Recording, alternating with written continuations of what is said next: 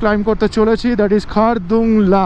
বাইকারদের কাছে লাদাখ হচ্ছে ইমোশন। আমার এখানে নামতে গিয়ে এই বালিটা পড়ে আছে হালকা আইসের উপর, দেখে আমার 2023-এর কথা মনে পড়ে গেল। এখানে দাঁড়াম করে পড়েছিলাম বিকালবেলা। সাউথ পোলের পর থেকে রাস্তা তুলনামূলকভাবে একটু ভালো।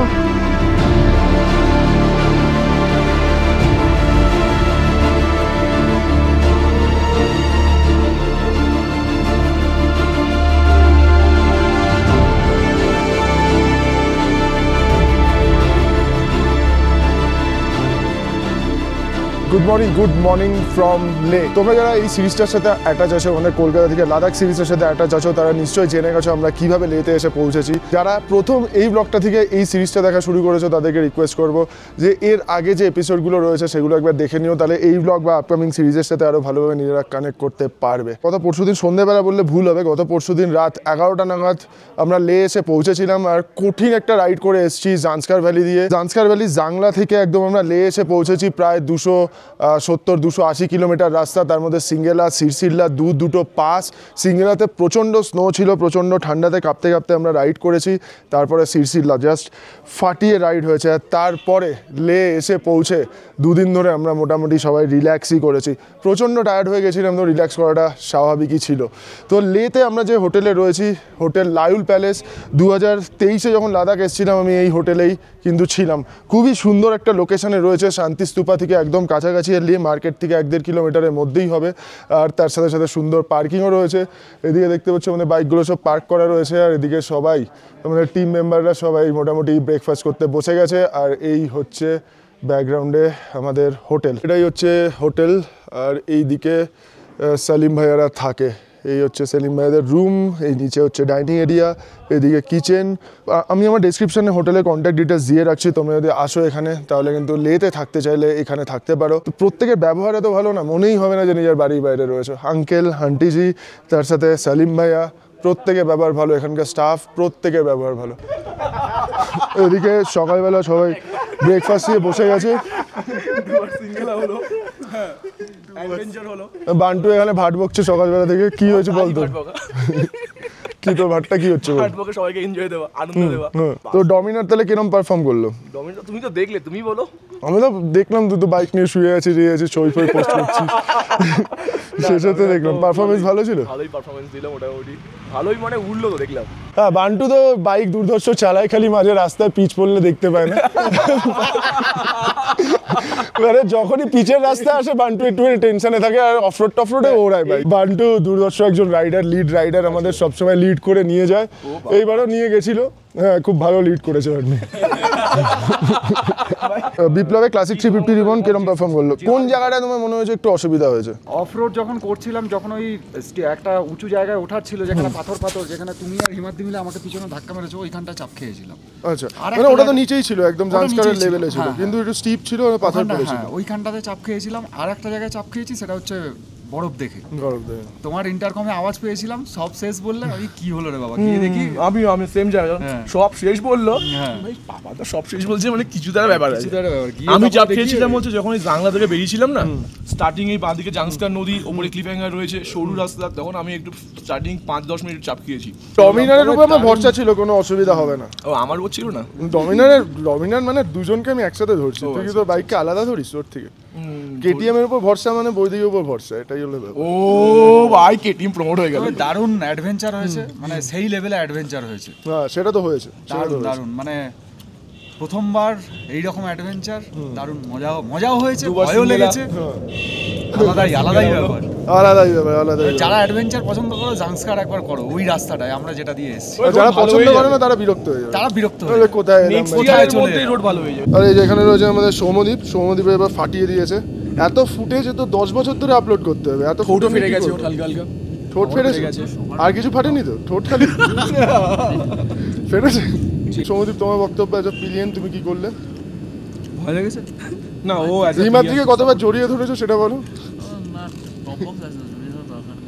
ও হেলান দিয়েছো পেছনে, ঠিক আছে। সৌমদীপ খুব সিরিয়াস হয়ে বসে আছে, এতটা সিরিয়াস নয়, নেতাজি লাগছে। টুপিটা দরকার। শুভমদা, তোমার ক্লাসিক রিবন, তোমারও তো তাই? হ্যাঁ, ক্লাসিক রিবন ভালোই পারফরমেন্স দিয়েছে। সিঙ্গেলা সেকেন্ড টাইম ওঠার সময় তখন একটুখানি কনফিডেন্সটা একটু লেগেছে, কারণ প্রথমবার উঠে গেছে, আবার ওই রাস্তা দিয়ে আবার উঠতে হবে, মানে সেটা একটুখানি লেগেছে। কিন্তু যখন গিয়ে বরফটা দেখে ফেললাম তখন তো আর কোনো, আর বাইকের ওপর ভরসা ছিল, নিজের ওপরও কনফিডেন্সটা রেখেছিলাম যে না পারবো। বাইক আমি জানি। আর তুমি তো মোটামুটি ভালো ফিটনেস তোমার রয়েছে, তুমি তো মোটামুটি ডাক্তার দেখিয়ে টেস্ট ফেস্ট করে এক্সারসাইজ করে ফাটিয়ে দিয়ে এসছো মোটামুটি। করেছি যখন থেকে জেনেছিলাম যে এই গিফটটা হবে, তখন থেকে নিজেই একটু বডি প্রিপারেশন নিয়েছিলাম। শুভম দাও দারুণ রাইড করেছো। এদিকে শঙ্খরও ক্লাসিক ক্লাসিকের মডেল কি আর একটু পুরনো না, এর আগেরটা লিমিটেড এডিশন। তোমার কিরকম এক্সপিরিয়েন্স হলো? কোন জায়গাটা একটু ঠিকই আছে, কিন্তু ওই রাস্তা প্লেন থাকলেও অল্টিটিউড গেইন করলে গাড়ির পাওয়ার ল্যাগ হচ্ছে, টর্কের একটু প্রবলেম। আমি প্রথমে ভেবেছিলাম যে আমার তো লাগেজ বেড়ে গেল, কিন্তু অন্যদের লাগেজ দেখে মনে হচ্ছে না ভাই কমই আছে। তো আপাতত কোনো জায়গায় ব্রেক পেতে হয়নি, 2-4 বার স্কিড খেয়েছে, কিন্তু তাও কন্ট্রোল করে নিয়েছে। ভালোই রাইড হয়েছে। পড়েনি বাইক, আপাতত পড়েনি। শঙ্খ খুব ভালো রাইড করেছে। এদিকে আমাদের হিমাদ্রি রয়েছে, হিমাদ্রি ডাবল গাড়ি নিয়ে বাইক উড়িয়েছে মোটামুটি বেশ কিছু জায়গায়। উড়িয়েছে পুরো। ও চালাইনি, ক্যাব মেইনটেইন করে, রোড ধরেনি, উপর দিয়ে গেছে, রোডের উপর দিয়ে বেরিয়ে গেছে 80-85 তে চলে যাচ্ছে অফ রোডের উপর দিয়ে। অনন্দার দিকে একটুখানি ক্যামেরাটা ঘোরাই। অনন্দা মেটিওর 650 চালাচ্ছে আমাদের এইবারের ট্রিপে সব থেকে বেশি সিসির বাইক। তো মেটিওর 650 পারফরমেন্স কিরকম লাগলো? পারফরমেন্স তো ঠিক ছিল, পাওয়ার নিয়ে কোনো ইস্যু হয়নি, কিন্তু যেহেতু গ্রাউন্ড ক্লিয়ারেন্স কম আর সাসপেনশন হার্ড প্রচন্ড, আমি ওই অফ রোডে বেশি জোরে টানতে পারিনি। অফ রোডে আমি, কারণ আনালে হাত ফাজ হচ্ছে ঝিঝি ধরে গেছিল, পুরো হাত ফাজ নাম হয়ে গেছিল, পুরো কি গোলাচ্ছি কি টিপছি কিছুই বোঝা যাচ্ছে না। এমনিতে হাতে ঠান্ডার জন্য কোনো প্রবলেম হয়েছে? ঠান্ডার জন্য না, উইন্টার গ্লাভস ভেতরে লাইনার ছিল, হাত তাতেও ঠান্ডা হয়েই গেছিল। তারপর ওই ভাইব্রেশনে হাত এমনি নাম হয়ে গেছে, তো কিছুই ফিল করতে হচ্ছিল না। সৌভিক রাইডে চাপ হয়েছে কিছু? সেরকম কিছু হয়নি। সৌভিককে নিয়ে আমাদের চাপ ছিল, সৌভিককে নিয়ে বেসিক্যালি আমাদের চাপ ছিল। সৌভিক বারবার পড়েছে, বারবার উঠেছে এবং করে দেখিয়েছে। একদম সৌভিক কিন্তু করে দেখিয়েছে। তোমার গাড়ি কিরকম পারফর্ম করলো? 390 দারুণ পারফর্ম করেছে। মানে আমার কোনো মানে খেদ নেই গাড়ি অসম পারফরমেন্স দিয়েছে। কিছু জায়গায় যেটা আমার ফল্ট হয়েছে সেটা হলো আমি হাইটের জন্য হয়তো বেশ কিছু জায়গায় কন্ট্রোল করতে পারিনি, পড়ে গেছি। ঠিক আছে, এটা পার্ট অ্যান্ড পার্সেল রাইড। সত্যি ভালো রাইড করেছো তুমি, পড়েছে আবার উঠে আবার এগিয়ে এসছো, সেটাই ভালো লেগেছে আমাদের সব থেকে বেশি। যাই হোক বনি, তোমার এই নিয়ে মোটামুটি ধরে নাও 3বার জান্সকার রুট তুমি করলে। 3বার জান্সকার রুট করেছি। জান্সকার করার পর পাপা আমাকে জিজ্ঞেস করেছে আমার বডি পেন আছে কিনা, কষ্ট হয় কিনা। কষ্ট তো একটু হয়, তার মধ্যে একটা মজাও আছে যে পাস আমরা আবার অ্যাচিভ করেছি। আমি সিঙ্কুলা 2বার, সিঙ্গেলা সিসিলা 3বার, এইটা নিয়ে আমরা অ্যাচিভ করলাম, তো একটা মজাও আছে এটা। এই হচ্ছে আজকে সকালের ঘটনা। প্রত্যেকটা বাইক কিরম রাইড করেছে, প্রত্যেকটা রাইডার কিরম রাইড করেছে, তার সাথে সাথে তো আমরা ব্লগে দেখেইছো। আমি থাকার চেষ্টা করেছি সবার সাথে, সবাইকে তুলে ধরার চেষ্টা করেছি, সবাই কিরম রাইড করছে সেটাও তোমাদের দেখানোর চেষ্টা করেছি। আশা করছি আগে থেকেই তোমরা সেগুলো নিয়ে জানো। যাই হোক, এবার করবো হচ্ছে ব্রেকফাস্টে কী রয়েছে একটুখানি দেখি। এই ডাইনিং এরিয়াতে ঢুকি চলো। হচ্ছে ডাইনিং এরিয়া, এখানে আমাদের বুফে ব্রেকফাস্ট চলছে এখন, যদিও সবাই ব্রেকফাস্ট নিয়ে বাইরে চলে গেছে। এদিকে কফি রয়েছে, এদিকে আচার, বাটার, এদিকে জ্যাম, দই, এদিকে ব্রেড, আলুর পরোটা, ডিমের অমলেট, সমস্ত কিছু কিন্তু রয়েছে। ব্রেকফাস্ট করি, তারপরে আস্তে আস্তে আজকে কী প্ল্যান রয়েছে সেটা তোমাদের সাথে শেয়ার করছি। আর যেটা তোমাদের বললাম, লায়ুল প্যালেস, হোটেল লায়ুল প্যালেসের কন্ট্যাক্ট ডিটেলস কিন্তু আমার ডেসক্রিপশানে দেওয়া রয়েছে। আর সেলিম ভাইয়া লাস্ট টাইম যখন আমরা একদম মানালি থেকে লে জার্নি করছিলাম, একটা ঐতিহাসিক জার্নি ছিল বলতে পারো। একদিনে মানালি থেকে লে আমাদের 4-4টে পাস ক্রস করে আসতে হয়েছে এখানে। আর সব থেকে উঁচু যে পাস ছিল ওই রুটে সেটা হচ্ছে তাংলাংলাতে মারাত্মকভাবে ফেসে গেছিলাম আমরা। সেলিম ভাইয়া, বনির শরীর প্রচণ্ড খারাপ হয়ে গেছিলো, তো সেই সময় সেলিম ভাইয়া যা হেল্প করেছিল একদম টাংলাংলা থেকে বনিকে এই অবধি নিয়ে এসছে। সেলিম ভাইয়ের গাড়িতে মেডিসিন দিয়েছে, সমস্ত কিছু করার পর আমি আমার বাইক নিয়ে পুরো ফেসে গেছিলাম উপরে, আমারও প্রচণ্ড কষ্ট হয়েছে। তো সমস্ত কিছু করার পরে এখানে এসছিলাম, তারপরে ওনাদের যে আতিথেয়তা পেয়েছি, সত্যি জাস্ট লে আসলে অন্য কোথাও যে থাকবো সেটা আর ভাবাই যায় না। হোটেল লায়ুল প্যালেসে একটা রুম তোমাদের একটুখানি দেখিয়ে দিই। এটা হচ্ছে ফার্স্ট ফ্লোরের একটা রুম, এটা একটা ডাবল বেড রুম। এদিকে একটা সোফা রয়েছে, এদিকে একটা টেবিল রয়েছে, টিভি রয়েছে, এরকম একটা ওয়াশরুম রয়েছে, আর এখান থেকে যেটা সব থেকে ভালো লাগবে সেটা হচ্ছে এরকম সুন্দর একটা ভিউ, দারুণ সুন্দর একটা ভিউ। সামনে যদি একটু জুম করি দেখতে পাবে এদিকে পুরো স্নো ক্যাপ মাউন্টেন্স দেখা যাচ্ছে। গুড আফটারনুন, টাইম হয়েছে দুপুর 1:24 আর আমরা সবাই আজকে যেতে চলেছি খারদুংলা। এখন আমরা 10-10,500 ফিট অল্টিটিউডে রয়েছি। এখান থেকে আমরা যাবো হচ্ছে 17,800 ফিটে, মানে মাত্র 34 কিলোমিটার 32 কিলোমিটারের মধ্যে 17,800 ফিট, মানে প্রায় 7,000 ফিট অল্টিটিউড গেইন করে ফেলবো আমরা খারদুংলার জন্য। আমাদের হোটেল থেকে 1-1.5 কিলোমিটারের মধ্যেই রয়েছে পেট্রোল পাম্প। আগে পেট্রোল ভরবো, তারপরে লেফট টার্ন নিয়ে বেরিয়ে যাবো খারদুংলার দিকে। ওইদিকে দেখতে পাচ্ছ পুরো স্নো ক্যাপ মাউন্টেন্স দেখা যাচ্ছে। ফুয়েল রেঞ্জ একদমই কম রয়েছে আমার, আগে তেল না ভরিয়ে নিলে খুব মুশকিল হয়ে যাবে। ওর সামনেই জাস্ট পেট্রোল পাম্প রয়েছে। और सलीम भैया इधर से जाएंगे ना फिर जाके राइट टाइम। हाँ हाँ हाँ, पेट्रोल 102.27 হচ্ছে লিটার লেতে। ও ভাই একটাকে দুর্ধর্ষ দেখতে। যাই হোক, আমরা কিন্তু তাহলে পেট্রোল টেট্রোল ভরিয়ে আবার বেরিয়ে পড়েছি। আজকে আমরা ক্লাইম করতে চলেছি, দ্যাট ইজ খারদুংলা। খারদুংলা হচ্ছে কোনো নাম নয়, খারদুংলা একটা ব্র্যান্ড। খারদুংলা বাইকার্সদের জন্য একটা ইমোশন। কোনো এক সময় ওয়ার্ল্ডের হাইয়েস্ট মোটরেবল পাস ছিল খারদুংলা, তারপরে এখন উমলিংলা চলে এসছে, উমলিংলা হয়ে গেছে, উমলিংলা রাস্তা খুলে গেছে। তো উমলিংলা এখন 19,300 ফিট অল্টিটিউডে রয়েছে, 17,800 ফিট খারদুংলার হাইট। এখান থেকে 30-32 কিলোমিটার হবে। আমরা কিন্তু এখনও জানি না যে আজকে খারদুংলা আমরা ক্লাইম করতে পারবো নাকি, কারণ গতকাল অবধিও প্রচণ্ড স্নোফল হয়েছে আর গতকাল বাইক অ্যালাউ করছিল না। তবে আজকে যা রোদ উঠেছে, স্নো গললেও গলে যেতে পারে, কিন্তু যেহেতু অনেক অল্টিটিউডে রয়েছে সেখানে অসুবিধাও হতে পারে। কিন্তু যাই হোক, এই যে উপরে রয়েছে খারদুংলা, ওইদিকে আমাদের জার্নি। এখন 32 কিলোমিটার করবো, দেখা যাক। আমরা সাউথ পুলু পৌঁছাই, সাউথ পুলু পৌঁছে যদি দেখি যে আটকে দিচ্ছে, আমাদের যেতে দিচ্ছে না, তাহলে তো আর কিছু করার নেই।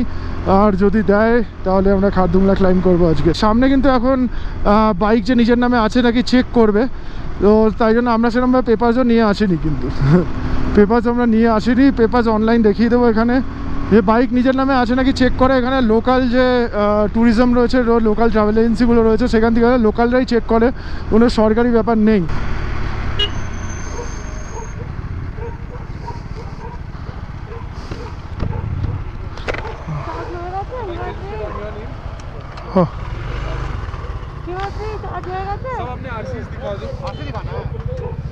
এখানে আরসি দেখাতে হবে। এখান দিয়ে আমাদের পারমিটও চেক করেছে, তার সাথে বাইকের রেজিস্ট্রেশন, কার নামে বাইক রয়েছে সেটা চেক করবে। ব্লাড রিলেশন হলে কোনো অসুবিধা হয় না। যদি অন্যের নামে বাইক থাকে তাহলে একটু প্রবলেম, এটা আটকাবে, হয়তো কিছু টাকা পয়সা নিয়ে ছেড়েও দিতে পারে, তবে আমি এই ব্যাপারে শিওর না, আমি ডাউটফুল। খারদুংলা 34 কিলোমিটার, সাউথ পুলু 20 কিলোমিটার। সাউথ পুলু অবধি পৌঁছে আমরা জানতে পেরে যাবো খারদুংলা আমরা বাইক নিয়ে আজকে যেতে পারবো কি পারবো না। তো আপাতত 20 কিলোমিটার আমাদের যেতেই হবে, তারপর দেখছি। রাস্তায় যদি স্নো থাকে, খারদুংলা যেরকম অল্টিটিউডে রয়েছে, তো হার্ড আইস হয়ে থাকবে, তো বাইক নিয়ে যাওয়া মুশকিল। ওই জন্য কিন্তু পুলিশ আটকে দিতে পারে, ছাড়তে নাও পারে। আমাদের প্ল্যানে এইবারে নুব্রা ভ্যালি নেই, নাহলে আমরা কিন্তু লে থেকে খারদুংলা ক্রস করে নুব্রার দিকে চলে যেতাম একদম লাগেজ টাগেজ নিয়ে। কিন্তু যেহেতু নুব্রা ভ্যালি আমরা যাবো না, তাই জন্য আমরা খারদুংলা দেখে, খারদুংলা ভিজিট করে আবার ব্যাক করে আসবো লেতে। লেতে আমাদের হোটেল লাইল প্যালেসেই থাকবো।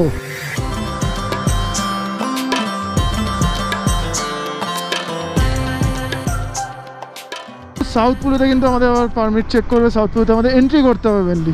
যাই হোক, এই সুন্দর লোকেশন, এইরকম সুন্দর ভিউ, লে শহরের ভিউ দেখা যাচ্ছে। এদিকে শান্তিস্তূপা, এদিকে লে প্যালেস, সমস্ত কিছু মিলিয়ে একটা মায়াবী পরিবেশ হয়ে আছে এখানে, মায়াবী। ও ভাই, খারদুংলার রাস্তায় পুরো বরফ হয়ে রয়েছে। চলো আস্তে আস্তে এগোই, তারপরে দেখবো আমরা কি হচ্ছে। লাদাখ ভাই, লাদাখ কোনো নাম নয়, যেরকম লাদাখ হচ্ছে একটা ইমোশন। বাইকারদের কাছে লাদাখ হচ্ছে ইমোশন। খালি বাইক নাও আর বেরিয়ে পড়ো, থ্রটেল মারো, এগিয়ে যাও, আর ভিউ দেখো। চোখের জন্য শান্তি, জাস্ট চোখের জন্য শান্তি। তোমরা বাড়িতে বসে এরকম ভিউ দেখে যদি আনন্দ পেতে পারো, তাহলে ভাবো, জাস্ট ফিল করো যে আমরা এখান থেকে বাইক চালিয়ে এই ভিউ দেখে কীরকম ফিল করছি, কীরকম আনন্দ পাচ্ছি।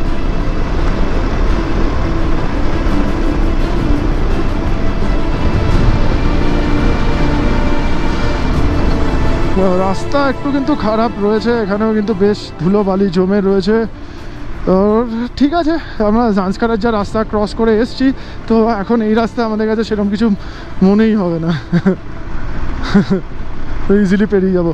আজকে কিন্তু সৌভিক ছাড়া আমরা সবাই মোটামুটি খারদুংলার দিকে যাচ্ছি। সৌভিকের কিছু কাজ রয়েছে, তার সাথে সাথে ও একটু রেস্ট নিতে চাইছিল, তো তাই জন্য ও আজকে আসেনি খারদুংলা। ও পরের বার আসবে খারদুংলা। তবে লাদাখ বাইক নিয়ে এসে খারদুংলা না আসাটা একটা মেজর মিস। সৌভিকের আগে যদি বাইক নিয়ে আসতো একবার করতো তাহলে আলাদা ব্যাপার ছিল, কিন্তু যখন অপশান রয়েছে হাতে তাহলে খারদুংলাটা যাওয়া উচিত ছিল। ঠিক আছে, অসুবিধা নেই। সৌভিক আবার সবই যদি একবারে করে যায় তাহলে আবার নেক্সট টাইম আসার কি দরকার পড়বে বলে, তো খারদুংলা নেক্সট টাইম করবে। এই জায়গাটা পুরো খয়েরি আর নীল, আর কিছু নেই এখানে।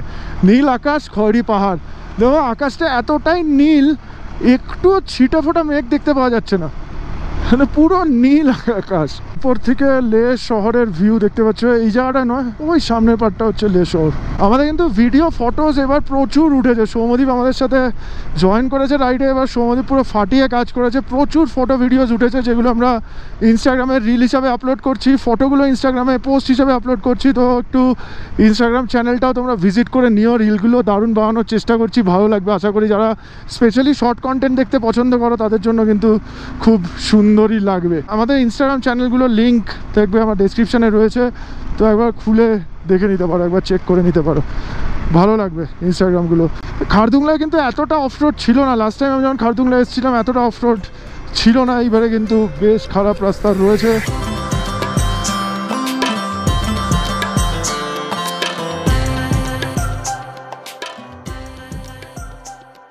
এই সামনে থেকে এখান থেকে কিন্তু স্টককাংরি রেঞ্জের একটা 180 ডিগ্রি ভিউ পাওয়া যায়। এখানে আমরা একটুখানি দাঁড়াবো, জাস্ট ভিউ টিউ নেবো, আর তারপরে আবার সামনের দিকে এগোবো। দেখো এখান থেকে স্টককাংরি রেঞ্জ পুরো 180 ডিগ্রি ভিউ রয়েছে একদম। এখান থেকে শুরু করে দেখো এদিকে পুরো চলে গেছে। এটা স্টককাংরি রেঞ্জ। এখানে হচ্ছে লে এয়ারপোর্ট, সামনে দেখা যাচ্ছে ওটা রানওয়ে মনে হচ্ছে। চলে এসছি আমরা সাউথ পুলু। লে থেকে 20 কিলোমিটার। আর হ্যাঁ, এন্ট্রি করতে হবে। এ বিপ্লব আগে, সাবাস। পুরো 20 কিলোমিটারই অফরোড ছিল। এই যে 20 কিলোমিটার লে থেকে আমরা এসেছি, পুরোটাই প্রায় অফরোড ছিল। আগে কিন্তু এরকম ছিল না। এইবারে রাস্তা যে এতটা অফরোড হবে ভাবতেই পারছি না। দেখো বনি একা চকলেট খাবে, সৌমদীপ চাইছে, আবার ব্যাগে ঢুকিয়ে দিচ্ছে। খাবে না বলছে, দেখেছিস? এই তোর বনিদি। ভাব আপনারা কোথা থেকে? ব্যাগপুর থেকে গাড়িতে এসছেন? আচ্ছা, বুঝতে পেরেছি। আসতে হাঁপিয়ে যাবেন এখানে।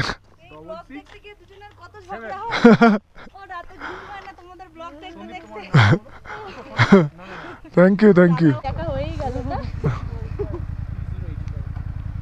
সাউথ পুলুতে আমরা মোটামুটি এন্ট্রি করে আবার সামনের দিকে এগোচ্ছি। ওই যে খারদুংলার টপ দেখা যাচ্ছে। এখান থেকে ডিস্টেন্স আরও 10 কিলোমিটার 12 কিলোমিটার মতো হবে।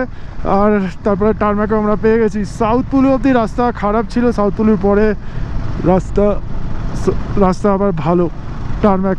আর উপরে মানে টপে উঠে পুরো স্ল্যাশ থাকবে, যা খবর পেলাম আমরা। চলো উপরে উঠে দেখবো। রাস্তায় বরফ নেই, জাস্ট উপরে যখন উঠবো তখন রাস্তার দুপাশে বরফ থাকবে, রাস্তায় জাস্ট স্ল্যাশ পাওয়া যাবে। এই জায়গাটা আমি যতবারই আসি এই জায়গাটা দিয়ে যাওয়ার সময় আমার একটাই জিনিস মনে হয় যে এটা হচ্ছে একটা সিনেমার পর্দা, সাদা পর্দা। এখানে জাস্ট প্রজেক্টর মেরে ফিল্ম চালানো যাবে, সিনেমা হলের পর্দা পুরো। এই জায়গাটা দেখে আমার ওরকমই মনে হয় প্রত্যেকবারই। যত আমরা উপর দিকে ক্লাইম্ব করতে থাকছি আর বরফের পরিমাণ কিন্তু বাড়তে থাকছে। আর সামনের দিকে ওইদিকে খারদুংলা দেখা যাচ্ছে, ওখানে কিন্তু বেশ ভালোই বরফ রয়েছে। তবে এখন আমরা মাঠ বা স্ল্যাশ কিছু পাইনি, আর একটু এগোলেই কিন্তু পাবো। সাউথ পুলের পর থেকে রাস্তা তুলনামূলকভাবে একটু ভালো, তো তাই জন্য চালাতে খুব একটা বেশি অসুবিধা হচ্ছে না। তবে এত অল্টিটিউডে চলে এসেছি আমরা যে একটু তো পাওয়ার ল্যাগ করবেই গাড়ি। তবে আজকে লাগেজ নেই না গাড়িতে, তো খুব একটা অসুবিধা কিছু হচ্ছে না, ভালোই চলছে গাড়ি। আর এত কড়া রোদ রয়েছে, তার মধ্যে কিন্তু আবার ঠান্ডা লাগতেও শুরু করেছে, কারণ এটা হচ্ছে অল্টিটিউডের জন্য। এরকম রোদেও ঠান্ডা লাগছে, ভাবা যায়।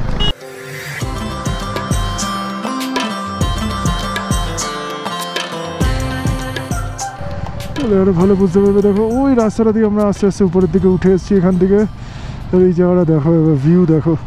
আর এইখানটা কতটা ঘন বরফ রয়েছে দেখতে পাচ্ছ। এখান থেকে কিন্তু ছোট্ট একটা নালা নিচের দিকে নেমে এসছে, দিয়ে নিচে চলে গেছে। এখন হয়তো পুরো জমে আছে নালাটা।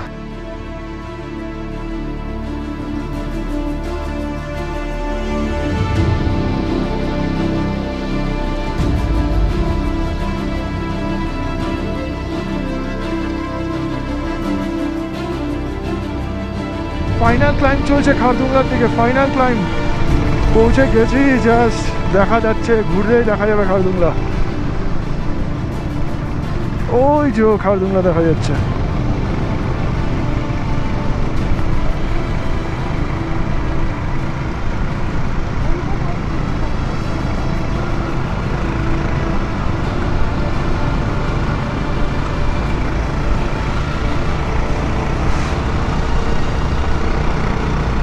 আমরা চলে এসেছি Khardung La, mighty Khardung La. 17,982 feet height, 17,982 fit.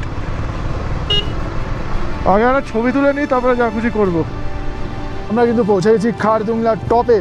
আমার মনে হচ্ছে এই নিয়ে আমি 3rd time 4th time 5th time মনে হচ্ছে খারদুংলা টপে এসেছি। আর এখানে এসে কিন্তু ছোট্ট একটু ঝামেলা হয়ে গেছে আমাদের সাথে। একটা মহিলা মানে ফটো তুলেই যাচ্ছে, আমরা এখানে মোটামুটি ওয়েট করছি পরপর। উনি হঠাৎ করে আমাদের পরে এলেন, এসে একদম যে মাইলস্টোন রয়েছে মাইলস্টোনে গিয়ে দাঁড়িয়ে গেলেন আর ছবি তুলেই যাচ্ছে। এরম পোজ ওরম পোজ সেরম পোজ, আমরা দাঁড়িয়ে আছি কিন্তু যেন পাত্তাই দিলেন না। জাস্ট বনিকে আবার আঙুল ফাঙুল দেখাচ্ছে, মিডিল ফিঙ্গার দেখাচ্ছে, এরকম ব্যাপার হয়ে গেছে। তো হালকা এখানে ঝামেলা হয়ে গেল। তো তারপরে ঠিক আছে, আপাতত সবাই যে তামিজ নিয়ে কথা বলবে এরকম নয়।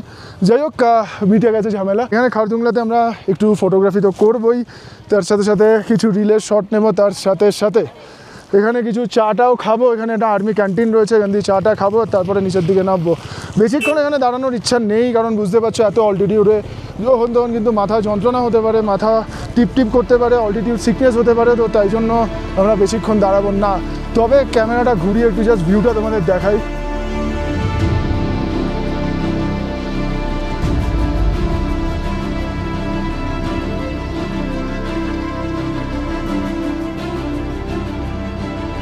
এই শুভমদার পোজটা দেখো, খারদুংলাতে এসে শুভমদার পোজ। কোমর বেঁকে গেছে না শুভমদা? কোমর বেঁকে গেছে নাকি তোমার?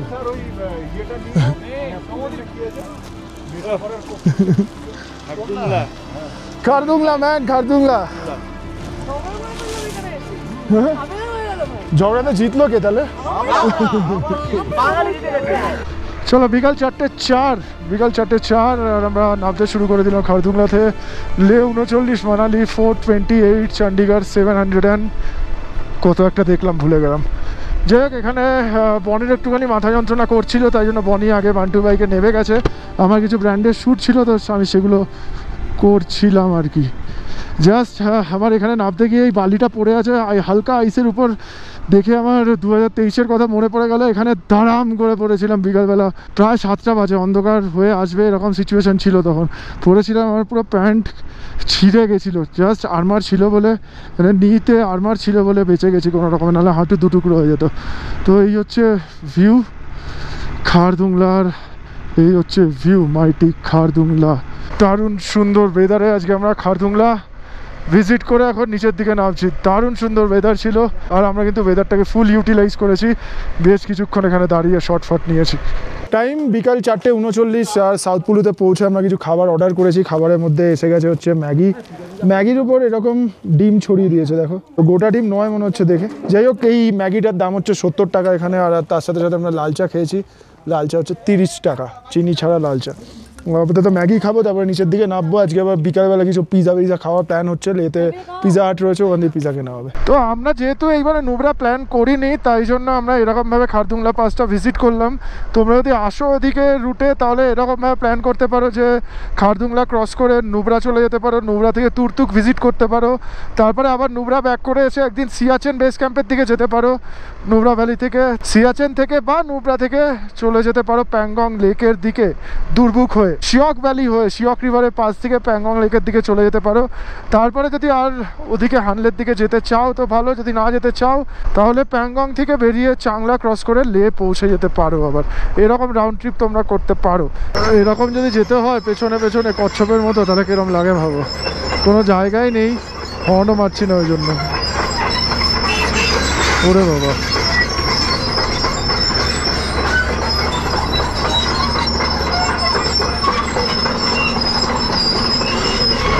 চলে এসছি।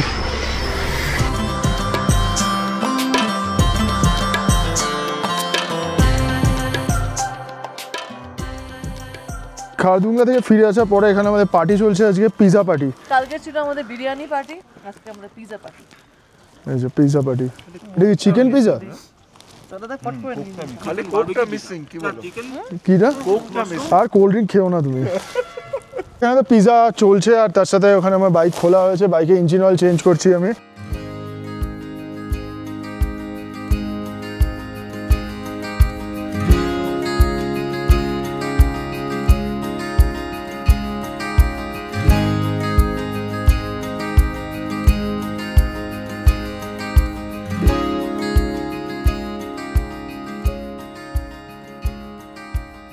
রাত 10টা বাজে এখন আমাদের ডিনার করার টাইম হয়ে গেছে অলরেডি অনেকে ডিনার করতে শুরু করে দিয়েছে আমি জাস্ট একটু এডিটিংয়ের কাজ করছিলাম ভিডিও আপলোডিংয়ের কাজ করছিলাম ওই জন্য আমার একটু আসতে দেরি হয়েছে মোটামুটি এখানে বান্টু এসে খেতে বসে গেছে কার পেছনে লাগছিস তুই আমাকে অনন্দার পেছনে লাগছিস না এসে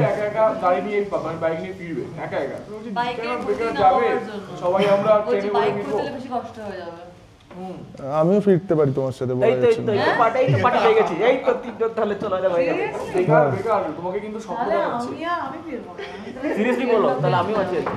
না দেখা যাক ঠিক আছে যাই হোক এখানে আমাদের ডিনার মোটামুটি রেডি হয়ে গেছে ডিনারে কি কি রয়েছে দেখি এটা একটা স্যুপ রয়েছে এখানে রয়েছে হচ্ছে রাইস এখানে হচ্ছে ডাল এখানে হচ্ছে এটা একটা কিছু সবজি ছিল আলু ফুলকপি দেখতে পাচ্ছি ফুলকপির সবজি এখানে রয়েছে হচ্ছে চিকেন আর এখানে রয়েছে হচ্ছে সিমাই বাহ ডিনারে বেশ অনেক কিছু রয়েছে খিদেও প্রচণ্ড জোরে পেয়েছে ডিনারটা করব আর একটা হালকা করে ঘুম দিতে হবে আমাদের কারণ কালকে কিন্তু আবার আমাদের একটা কঠিন জার্নি রয়েছে সেটা কি সেটা কালকে ব্লগে তোমাদের বলবো আজের ব্লগটাতে আর সেরকম কিছু দেখানোর নেই ব্লগটা এখানেই শেষ করব ছোট্ট একটা ব্লগ ছিল যদি তোমাদের সত্যি ভালো লেগে থাকে তাহলে কিন্তু অবশ্যই একটা লাইক করে দিও আর যদি বেশি ভালো লাগে তাহলে নিজেদের চেনা জানা বন্ধুবান্ধব ফ্যামিলি মেম্বার সবার সাথে শেয়ার করে দিতে পারো আর একদম কথা বাড়াবো না ভিডিওটা এখানেই শেষ করছি গুড নাইট ফ্রম লে